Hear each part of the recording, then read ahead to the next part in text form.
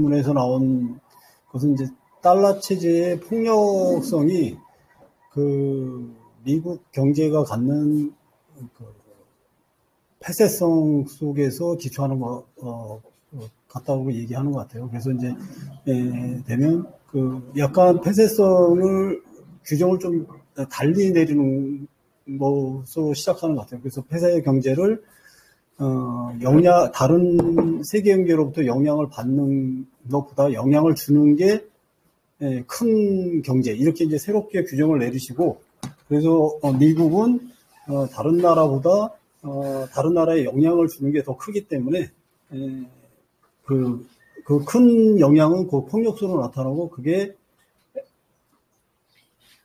그 세계 경제의 폐쇄성이다, 이렇게 이제 얘기하는 것 같고, 제가 보는 거는 약간 이제 요거는 반대의 견해가 있어서 잠깐 하겠습니다. 그래서 먼저 이제 보면 2022년 기준으로 했을 때 이제 국민 총생산에서 미국이 차지하는 미국의 국민 총생산에서 수입이 이게 수출이죠. 수출이 12%, 수입이 12%에서 보통 이제 다른 나라에 비해서, 예를 들면 독일이나 중국에 비해서 수출입 비중이 적은 건 사실이에요. 그래서 미국 경제가 내수 중심의 경제라는 건 사실이지만, 그렇다고 해서 폐쇄 경제로까지, 그러니까 물론 이제 그 발제문에서 제기한 규정하고는 다른 거지만, 일반적으로 이제 폐쇄 경제를 자립 경제라고 한다, 일반적인 견해에 기초해 볼 때 폐쇄 경제로 보기에는 힘들고, 그 수출입이 내수 경제 중심이지만 나름대로 유의미한 영향을 갖는다, 이게 이제 제 견해고, 특히 그 내용으로 보면 더 그렇다. 그러니까 그 공급망에서 핵심적인 부품 같은 경우, 그러니까 그 경제의 핵심적인 부품 같은 거, 히터류라든지 의약품, 내지는 전자부품 같은 경우는 중국에 의존한 게 상당히 크고, 특히 그 중에 100% 의존하는 거는 한 몇 가지 중에서 한 40여 가지, 한 50가지 정도는 100% 의존하고 있다. 그래서 이런 중심적인 부품을 공급 안 받았을 때 그 중심 산업에 타격을 받는 이런 정도이기 때문에 세계 경제로부터 양적으로도 그리고 질적으로도 밀접한 의존성을 가지고 있다라고 생각이 들고요. 그러니까 그다음에 두 번째 이제 또 거는 이제 발제문에서 어떻게 되냐면, 이제 요걸 저기니까 서비스 산업이 그 미국 소비 지출의 85%인데, 따라서 이거는 미국 자체 내 현지 생산이다. 따라서 폐쇄 경제적 성격이 강하다, 이렇게 이제 제기를 하는데, 저는 이제 여기에서 약간 이견이 있는 게 뭐냐면, 서비스 산업은 사실상 이제 이동 외에는 잉여 가치를 생산하지 못하는 사업이다라고 보고, 이거는 이제 막수주적 견해죠. 그래서 잉여 가치 분배에 참여하는 거라고 보는 거예요. 그렇다면 잉여 가치는 어디서 생산되느냐? 미국 내에서 생산된다라고 하고, 그래서 이러한 잉여 가치를 생산하지 않는 서비스 산업 중심의 미국 경제는 결국 잉여 가치를 생산하는 다른 세계 경제에 의존하는 경제 구조를 가질 수밖에 없다. 이게 이제 두 번째 제 견해고요. 그 다음에 이제 미국이 갖는 달러, 이제 요번 발표문에 이제 달러 기축통화 문제, 그건데, 그 역할에 있어서, 달러가 기축통화로 기능하기 위해서는, 미국 외의 국가들이 달러를 많이 보유해야 된다는 거예요. 그리고, 그게 이제 한 가지 있고, 그 다음에 두 번째로는 미국이 경상수지를 지속적으로 장기간 유지하기 위해서는 이거를 다른 나라에서 사줘야 된다는 거죠. 예를 들면 미국 국채 발행이 3분의 1 정도로 왜곡이 돼 있는데, 실질적으로 더 많을 거라고 생각이 들어요. 따라서 미국이 경제의 중심적인 그 구조의 경상수지 적자를 받쳐주는 것도 미국 외의 흑자국들이다라고 보여지고, 이거는 이제 미국이 가지고 있는 그 글로벌 이제 세계 금융 시스템의 불균형과 상호 의존성을 보여준다라고 보여집니다. 그 다음에 이제 네 번째로 그 의존성은 이런 국채뿐만 아니라 미국의 이제 그 국제 투자 포지션을 보면 미국에 이제 투자된 규모가 외국인 규모가 한 48조 정도 되는데 이것도 마찬가지죠. 그러니까 그 국채뿐만 아니라 그러니까 부동산, 그다음에 이제 주식, 그다음에 기업 채권, 그 외 파생 상품 같은 경우에도 이런 외국의 투자에 의존하고 있고 이러한 것들이 이러한 외국인 투자가 미국 정부와 기업의 자금 조달하는 실제로 원천으로 작용하고 있다. 그리고 그게 미국 경제를 받쳐주고 있고 금융 안정성을 보장해 주는 걸로 돼 있기 때문에 이거는 미국이 갖는 세계 경제에 대한 의존성이라고 보여집니다. 그래서 이런 거는 이제 반대로 작용할 수 있겠죠. 그러니까 미국 경제가 갖는 불안전성의 요인이기도 하다. 이런 미국의 금융적 자산이 갖는 미국에 대한 의존성은. 그러면 이제 달러 패권의 본질이 뭐냐? 여기 이제 발제문과 토론문에서 자세하게 잘 설명해 줬기 때문에 다른 이제 자세한 설명 없이 먼저 정의로 보면 패권은 군사적 질서 우위와 달러 현재 국제 기축 통화를 지위를 이용해서 글로벌 이제 금융 체인죠. 그 글로벌 금융 시스템을 통제하는 것 이렇게 이제 정의될 수 있고 먼저 여기서 이제 군사적 기술적 지정학적 측면을 사상하면 미국 패권은 이제 달러 패권으로 얘기할 수 있고 이거는 곧 글로벌 금융 시스템을 관리 통제하는 능력이라고 보여져요. 그리고 이제 그거는 이제 토론문에서 자세하게 설명을 드렸던 거와 마찬가지라고 보여지는데 저는 이제 요거를 이 기능이 뭐냐 그러면 이 글로벌 금융 체인을 통제 관리하는 기능이 뭐냐라고 했을 때 그거는 곧 세계가 생산한 잉여 가치를 미국으로 빨아들이는 약탈 체계다 이렇게 이제 규정할 수 있다라고 보여요. 그러면 이 약탈 체계는 겉으로는 이제 어떻게 나타나냐면 달러 표시 부채의 증가로 나타난다. 이 약탈 체제가. 그래서 약탈 체제라는 측면을 드러나지 않게. 왜냐하면 이제 그 부채 이런 이제 거래의 형태로 나타나기 때문에 폭력적 약탈 체제의 형태는 가리는 그런 형태가 될 수 있죠. 그런 이제 부채 증가의 형태의 이제 대표적인 게 경상주식 적자로 나타나고 이 적자를 메우는 게 미국의 금융 계정이라고 보여지고요. 그리고 미국의 금융 계정의 흑자라든지 이런 거는 곧 그 흑자국들의 투자 내지는 그에 의해서 메꿔진다는 거예요. 따라서 겉으로는 계약에 의해 하지만 흑자국들의 생산한 잉여 가치를 약탈하는 체계다. 실질적인 내용은 이렇게 보여지고 그 속에서 나타나는 기술적 형상은 무역의 불균형이죠. 생산과 소비가 불균형하고 무역의 불균형. 그러니까 미국 외의 국가에서는 생산하고 미국 소비하는 구조. 이게 이제 지속돼 왔던 거죠. 한 40년. 이렇게 볼 때 이제 소위 말하는 그 페트로달러. 이게 이제 달러 패권의 이제 구조라고 제가 생각한다면, 그렇다면 소위 말하는 이제 페트로달러라는 석유로, 달러는 어떤 의미를 갖느냐 했을 때,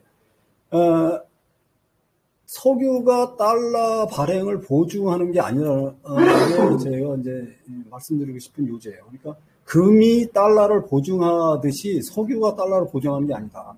그러면 어떤 의미를 갖느냐? 이거는 산유국이 나온 흑자 를 가지고 미국의 국채를 매입해 줌으로써 미국이 부채 증가를 통한 세계 잉여 가치를 약탈하는 것을 지원하는 체계다. 지원하는 게 페트로달러다. 이렇게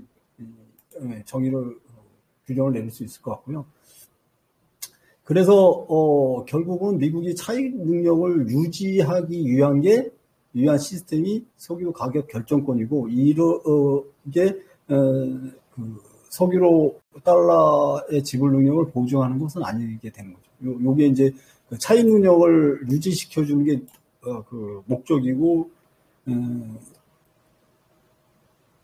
달러를 석유로 보증해 주는 건 아니다. 그 근거로는 2000년 이후에 이제 석유 가격이 올라가면 달러가 또 석유가 만약 달러를 보증하는 담보하는 담보물이면 석유 가격이 올라가면 달러가 또 같이 올라가야 된다. 달러 가치가. 사실상 2000년 이후에는 이게 이제 괴리가 나타났다는 거예요. 석유가 올라가는데 사실상 달러 지수는 하락하는 현상이 나타났고, 이거는 어떤 이유에서냐면 2000년 이후에 미국의 달러 그 발행의 그 기반이 석유로 인한 흑자 측에서 중국을 중심으로 한 아시아 측으로 이동했기 때문에 이런 달러와 석유의 관계성이 괴리가 나타났다고 보여져요. 그래서 이제 달러 본질은 결론적으로 말하면 미국이 군사적 기술적 우위와 달러 이제 유통 체계를 지위를 이용하여 월스트리트를 통해 글로벌 금융 체인을 통제하고 글로벌 금융 자본을 흡수하여 미국의 부채를 통한 약탈을 지원함으로써 달러 부채 체인을 안정화시키는 것. 이렇게 이제 달러 지배 체제의 본질을 정의낼 수 있을 것 같습니다. 그런데 여기서 한 가지 더 이제 얘기하고 싶은 거는, 그러면 군사력과 과학기술이 병렬적으로 미국의 패권을 유지시켜 주느냐? 그게 아니라 제가 보는 거는 이러한 미국의 군사력과 과학기술력도 달러 체제의 안정성에 달려 있다고 보여요. 이거는 이제 발제문에서도 자세히 그러니까 그 토론문에서도 앞서 토론문에서 얘기했던 것 같아요. 그래서 미국의 힘은 결국 이러한 미국의 부채를 쌓아 올리는 것이라고 할 수 있고요. 그리고 그 부채 힘이 마지막 절정이 어디냐라는 지표를 생각해 볼 때 그거는 미국의 국채 발행이 얼마나 원활하게 되느냐 하는 측면을 우리가 이제 그 바로미터로 잡을 수 있을 것 같다는 생각이 들고, 요 몇 년간 국채 발행에 있어서 약간의 문제성들이 노출되는 거는 이런 미국 달러 지배 체제의 그 임계점에 그러니까 서서히 다가가는 거 아니냐 이렇게 이제 생각이 들고 있습니다. 그 다음에 여기서 이제 조금 더 제기해 볼 게 있는데, 그러면 달러가는 이제 그 국공채를 담보로 발행하잖아요. 그러니까 이게 원래 이제 아까 발제문에서 얘기 나왔듯이 그 71년 이전에는 이 국공채 발행이 이제 부차적으로 담보로 적용이 되는데 금이 주적이고, 근데 이제 71년 이후에는 주로 국공채, 그러니까 주로 이제 단기채에 있다가 나중에 이제 2008년 이후에는 사채 국공채로 다 확대된 거죠. 그래서 이런 국공채는 의제 자본으로 명망할 수 있기 때문에 이건 이제 자본은 상본에 나는 의제 자본 그거를 말하는 거예요.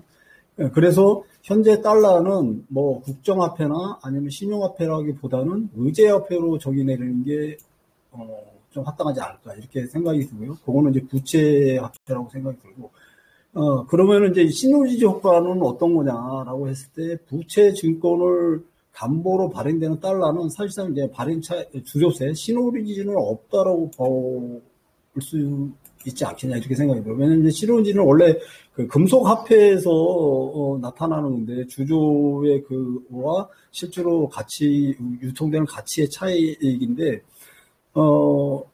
이거를 시너지 효과가 지금 달러가 있느냐 하는 거는 분분한다고 생각이 들어요. 왜냐하면 이제 인플레이션 효과까지 하면 시너지 효과가 있다라고 얘기할 수도 있지만 직접적으로는 저는 없다고 봐요. 왜냐하면은 지불 의무가 없는 발권차에는 사실 지불 의무가 없는 거잖아요.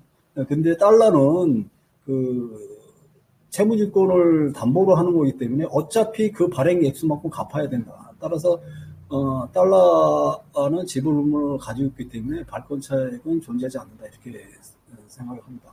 따라서 달러 패권은 미국의 부채를 떠받치는 국가에 의존하는 체계이고 단순히 그 발권차액이나 이런 정도의 문제는 아니라는 거죠.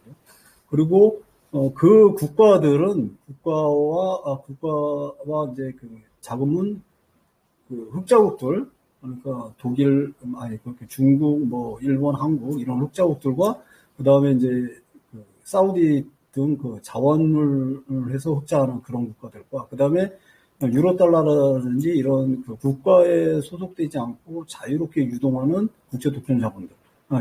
이런 것들이 미국의 부채를 떠받쳐주는 자본들이다. 이렇게 생각이 들고. 따라서 현재 이제 달러가 위기에 봉착하는 거는 이러한 세계 외환 보유고에서 달러의 비중이 축소되는 것으로 이제 나타난다. 아까 이제 설명 잘 해주셨던 거 그대로고요. 그래서 이거는 그 자체로 이런 외환보고에서 달러 비중의 축소 그 자체로 달러 지배체제 지속 가능성의 의무를 품게 하고 결국 인계점이라는 건 그 달러 지불 능력의 불신이죠. 그러니까 이거는 국채 발행과 연계되는 거고요.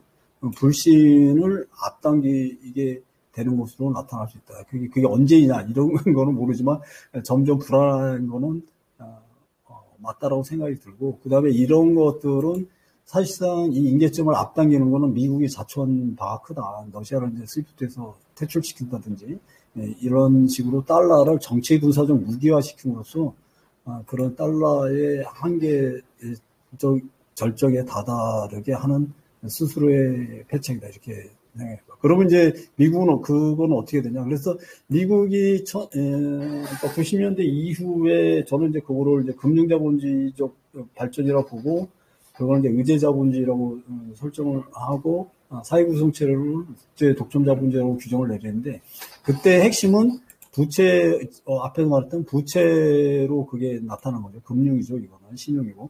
그런데 이런 부채의 과다가 결국 미국을 위험에 빠뜨리고 빠뜨릴 거다 이렇게 생각이 들어요. 그래서 2003년 대충 보면 어떻게 되냐면 이제 국제 투자 포지션을 보면 대체로 한 총 지금 48조 정도 투자돼 있어요. 이거는 23년도에 미국의 GDP의 약 거의 2배 가까이 되는 규모고 이 정도가 미국의 투자돼 있는데 보통 이게 왜 위험하냐면 이게 대체로 채권 시장하고 주식 시장, 금융 파생 시장에 대량으로 투자돼 있다는 거예요.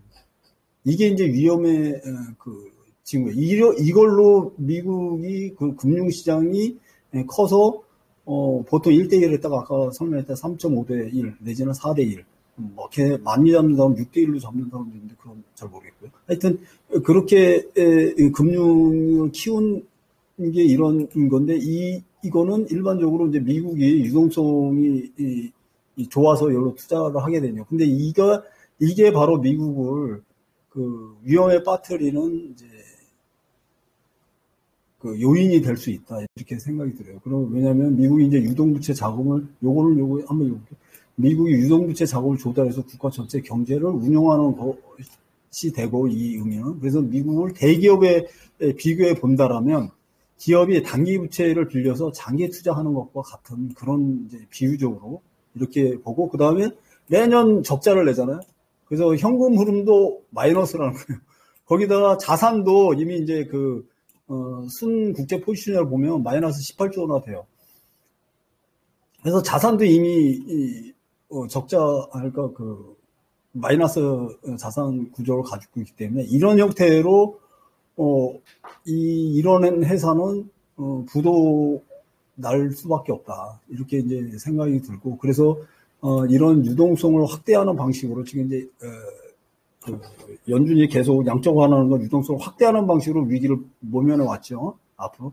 근데 이거는 반대로 유동성 축소가 될 때는 엄청난 힘으로 역작용을 미치게 될 거고 다음에는 이제 금융공황으로 나갈 것 같다. 그래서 만약에 이런 게 다시 한번 금융자산의 축소가 나타나면 과연 양적 완화 형태로 이 위기를 넘어갈 수 있느냐 제가 보기에 좀 부정적으로 생각이 들어요. 너무 시스템을 극단까지 밀어갔다는 거죠. 그렇다면은 이제 그래서 이제 미국 여기서 약간 저기 하고 싶은 거는 그러니까 우리가 이제 관점을 할 때 미국 금융자본은 미국 자본이다 이렇게 생각하는 거에 제가 약간 이제 다른 견해를 가지고 있어서 요거는 썼는데, 그래서 미국은 정부가 지원하에 국제 금융 독점자분들이 활동하는 무대일 뿐이다. 미국의 금융시장은 이라고 보고, 따라서 미국의 그 부채가 임계점에 다다라서 자산이 하락하기 시작하면 이런 국제 독점 자본들은 탈출할 거라는 거죠. 이 미국 금융시장으로부터 탈출할 거고, 그 탈출의 지금은 아니지만 그 탈출의 시기는 브릭스 통화라고 그러죠. 그 통화 이 체계가 거의 이제 그러니까 이렇게 완성돼가는 가능성이 보여졌을 때, 이때 미국 금융시장으로부터 브릭스 통화 시장으로 급격히 국제 독점 자본들이 이동할 거다라고 생각이 듭니다. 그러면은 미국의 달러 체제는 붕괴되겠죠. 그래서 이제 그렇다면 미국은 어떤 식으로 이 부채를 감봐야 되느냐. 금융의 확장으로는 불가능하다. 잉여 가치를 금융은 생산할 수 없기 때문에, 근본적으로 따져보면. 그래서 이 경상수지 적자를 할 수 있는 거는 결국 경상수지 흑자를 통해서만 가능하다는 거죠. 자기가 잉여 가치를 생산해야 된다는 거죠.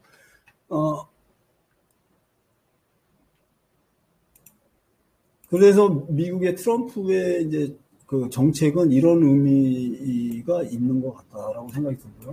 그래서 여기서 이제 다른 얘기를 좀 나가면, 그러면 이런 적자 구멍을 메꾸는 데 있어서 국제 자본이 메꾸는 국가 금융 안전은 금융 시스템 자체도 국제 독점 자본과 연계에 해서는 안 된다. 이게 이제 요거는 이제 나중에 뒤에 이제 새롭게 달러 체제를 대체할 수 있는 새로운 국제 통화 체제의 방향성과 연결되는 거거든요. 그래서 어떠한 나라가 이런 외부 자본이나 국제 독점 자본에 너무 종속돼 내지는 영향을 받을 때 불가능하게 되는 거죠. 금융 안전을 보장할 수가 없게 되는 거예요. 그래서 요거 보면 이제 미국도 자기 이제 나라에 보장하려면 장기적인 무역 격차 상황을 반전시켜가지고 점차적으로 무역 재균형, 그러니까 흑자 재정을 경상기타 흑자를 유지해서 외채를 갚는 방식으로 가야지 금융 안전조차도 보장할 수 있을 거다, 이렇게 생각이 들고, 그렇게 되기 가능성이 있느냐, 그거는 성공할 수 있느냐 하는 거는 사실 별로 가능성 없지 않냐, 이렇게 생각이 들어요. 트럼프가 하나 연준이 아무리 하려고 해도 그거는 하더라도 엄청난 시간이 걸릴 것 같고, 지금 당장으로는 가능성 없어 보인다, 이렇게 되어 있고, 그렇다면 현재 이런 상황은 국제 독점 자본이 달러를 수출로 한 국제 경제 전체적 위기, 달러의 위기는 곧 국제 독점 자본주의 전체 세계 체제의 위기다라고 보여주고, 그거는 현재 같은 전환적 위기가 된다는 거죠. 이거는 현재 이제 90년대 이후부터 나왔던 소위 말하는 신자유주의 체제의 전체를 시스템을 변화시키지 않고는 이 체제를 극복하기 힘들고, 그거는 이제 새로운 통화 체제로 귀결될 거다, 이렇게 생각이 들어요. 그러면 이제 새로운 국제 통화 체제에는 브릭스라든지 이렇게 얘기가 많이 나오는데, 브릭스 단일 통화는 그 내부의 국가들 간의 이견이 너무 차이가 나서, 아까도 이제 토론문에서도 성공 가능성에 대해서 상당히 희박한 전망을 하셨는데, 저도 거기는 동의해요. 왜냐하면 일단 단일 통화를 주장하는 거는 주로 러시아고, 그 다음에 인도 같은 경우에는 달러 체제를 선호하고 있고요.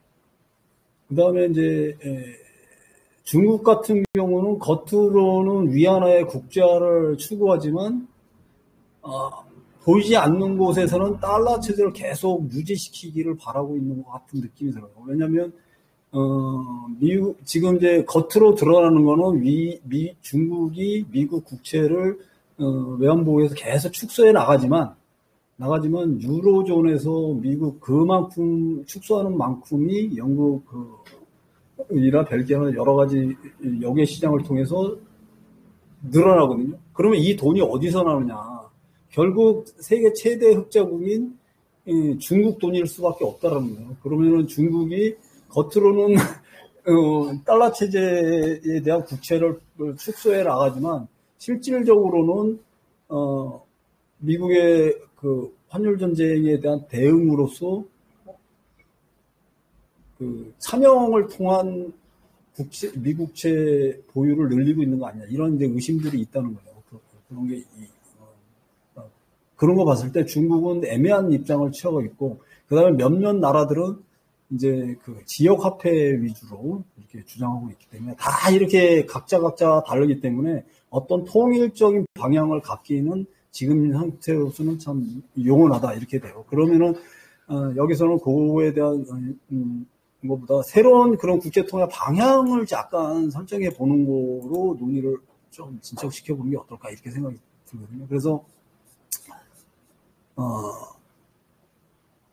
그 발제문에서 주작했듯이 브릭스 국가들이 그런 현상도 그렇지만 또 이제 발제문에서는 중상주의적 행보라고 했는데 이런 식의 방식으로는 용언하다. 그리고 설령 그게 성공한다고 하더라도 만에 하나 그거는 지금과 같은 달러 체제로 한 잉여가치 약탈 체제의 다른 버전일 수밖에 없게 된다라고 보기 때문에 그건 불가능하다고 생각되고, 그러면은 이런 거를 복잡하게 접근하기보다 기술적 측면으로 접근하는 게 보다 손쉬울 것 같다. 그럼 기술적 측면은 뭐냐? 그러면 무역 불균형을 문제를 해소하는 방식. 이건 이제 그래도 논의가 간단하니까.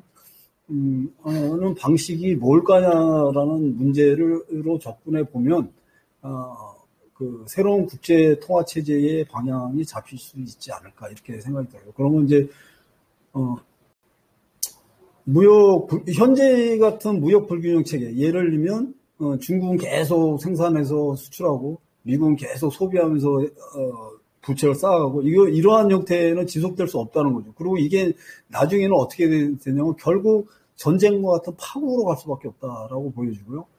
그래서 그런 거를 무역 균형을 기술적 문제로 보고 이걸 해결할 수 있는 방향이 어떤 거냐. 그거는 첫 번째 방향이 대략 두 가지 정도 제기해보겠습니다. 첫 번째 번째는 국제통화와 국민통화죠. 국가를 완전히 분리하는 거죠.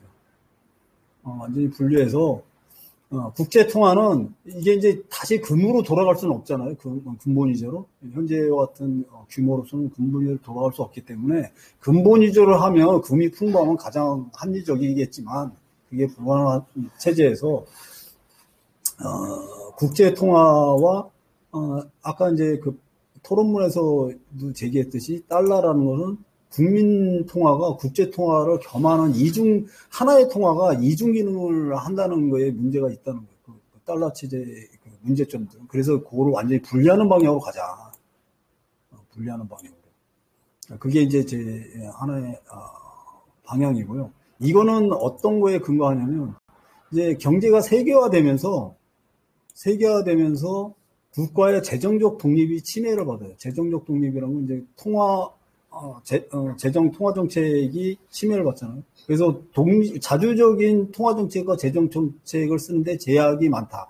이렇게 되면서 이러한 것들의 국제 독점 자본하고, 그 다음에 이제 여기서는 이제 국제 독점 자본이라는 게 있고 주로는 미국의 월가가 되겠죠. 지금 이제 국제 자본을 대표하는 게 미국의 월가다. 요것과 주권 국가 간의 충돌이 나타난다는 거예요. 그게 이제 현대 제국주의 체제의 주요한 모순으로 저는 대두됐다고 보고, 따라서 이 주요한 모순을 해결하는 방식으로 가야 된다. 이게 이제 이 국제 통화와 국민 통화, 국가 통화를 분리하는 한 방식이에요. 이게 해결할 수 있는 분리해 나가는 게 있고요. 그 다음에 이제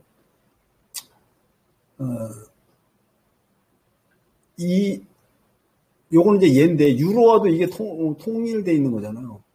그래서 유로화의 실패란 말이 많이 나오는데, 이것도 유로존 국가 간에 재정적으로 독립돼 있지만 사실상 단일 통화를 쓰기 때문에 나타나는 현상이다, 이것도.